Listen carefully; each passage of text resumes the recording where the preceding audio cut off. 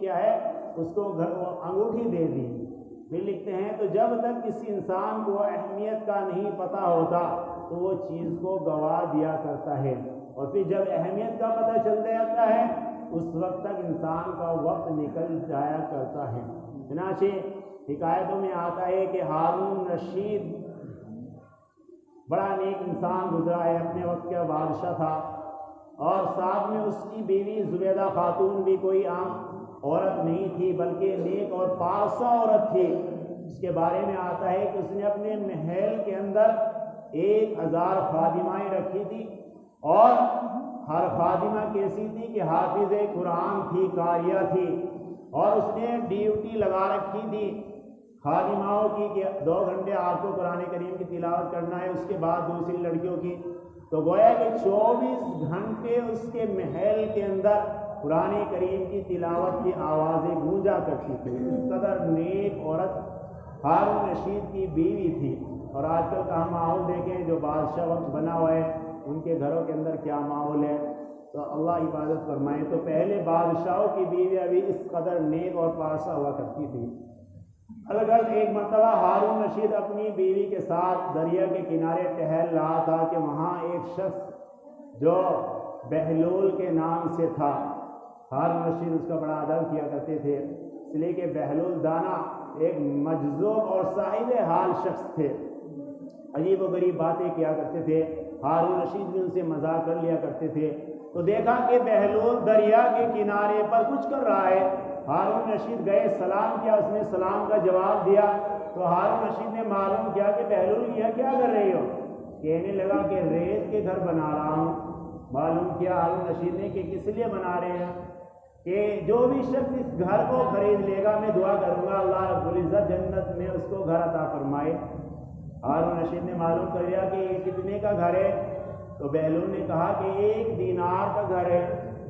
اب ہارون رشید کے دماغ میں بات آئی کہ یہ مٹی کا یا ریت کا گھر ہے اور اس کے بدلے میں جنت کی باتیں کر رہا ہے، کہ بس یہ تو مجنون شخص ہے، اس طرح کی باتیں کرتا ہے، عجیب و غریب باتیں کرتا ہے، مجذوب شخص ہے۔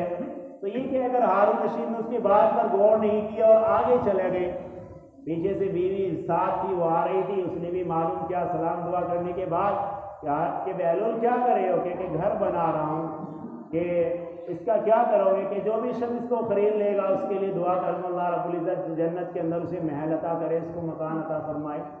کہنے لگے کتنے کا ہے؟ کہ 1 دینار کا ہے۔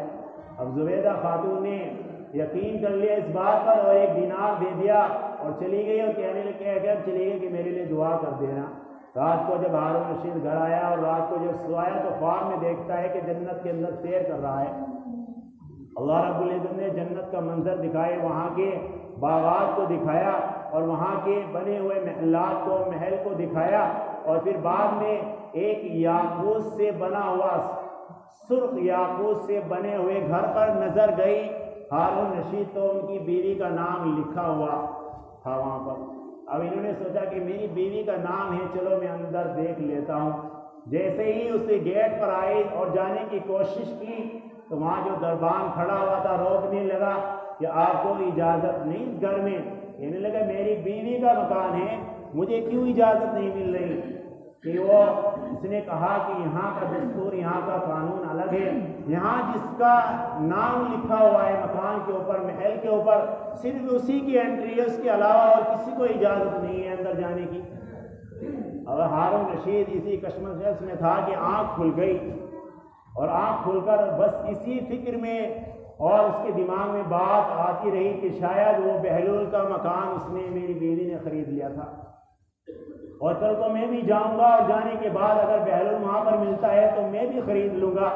اب اسی میں صبح اٹھا، پھر شام کے وقت بیوی کو لے کر ادھر ہی ٹہلنے کے لیے گیا دریا کے کنارے، پھر دیکھا کہ بہلول بیٹھا ہوا ہے، وہی کام کر رہا ہے۔ سلام دعا کرنے کے بعد معلوم کیا کہ کیا کر رہے ہو؟ کہ میں ریت سے گھر بنا رہا ہوں، کہ اس کا کیا کروں گے کہ جو شخص اس کو خرید لے گا اس کے لیے دعا کروں گا کہ اللہ رب العزت اسے جنت کے اندر محل عطا فرمائے۔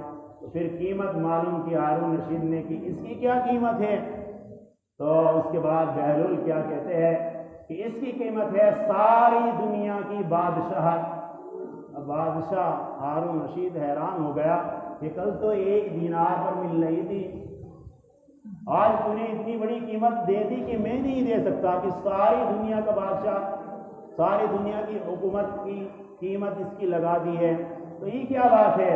تو پھر بہلول نے سمجھایا کہ کل جو سودا تھا وہ بغیر دیکھے تھا، بن دیکھے تھا، آج چونکہ دیکھ کر آئے ہو، آج جنت کو دیکھ آئے ہو، تو آج کی قیمت بھی بڑھا دی گئی۔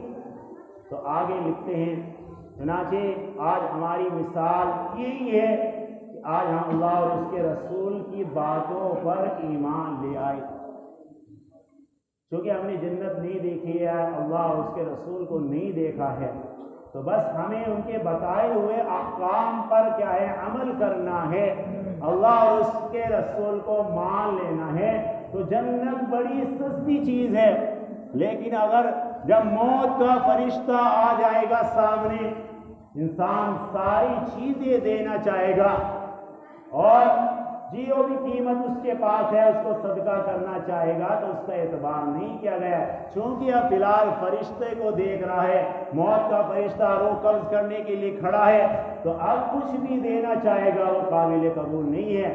اسی لیے کہا ہے کہ انسان جو بھی کر رہا ہے اپنے مرنے سے پہلے اپنی زندگی کے اندر اعمال صالحہ کر لے، فقط ایمان لانے سے کام نہیں چلے گا۔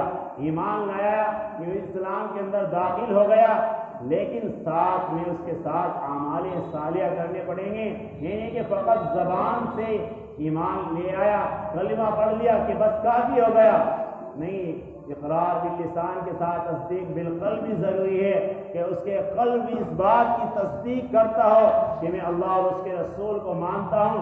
ہم اس بات کو تو کہہ رہے ہیں کہ ہم اللہ اور اس کے رسول کو مان نہیں ہیں، لیکن کیا ہے، کام اپنے عمل ان کے خلاف کر رہے ہیں، تو کہاں ماننا ہوا؟ ماننا تو اس سے کہا جائے گا کہ انسان جب ہمیں ایک ڈاکٹر کہہ رہا ہے کہ آپ کو ان چیزوں کا پرہیز کرنا ہے، اگر پرہیز نہیں کرے گا تو پھر فائدہ کہاں سے ہوگا؟ تو یہی مثال ہے جو اللہ اور اس کے رسول نے ہمیں بتائی ہے، ان باتوں پر ہمیں عمل کرنا ہے، ان کے طریقے کے مطابق زندگی گزارنی ہے، تبھی جا کے اس چیز کا فائدہ ہوگا۔ ہم نے فقط زبان سے کہہ دیا کہ ہم اللہ اور اس کے رسول پر ایمان رکھتے ہیں، تو اتنا کافی نہیں ہوگا۔ اللہ رب العزت ہم سبھی کو عمل کی توفیق نصیب فرمائے۔ وآخر دعوانا الحمد للہ رب العالمین۔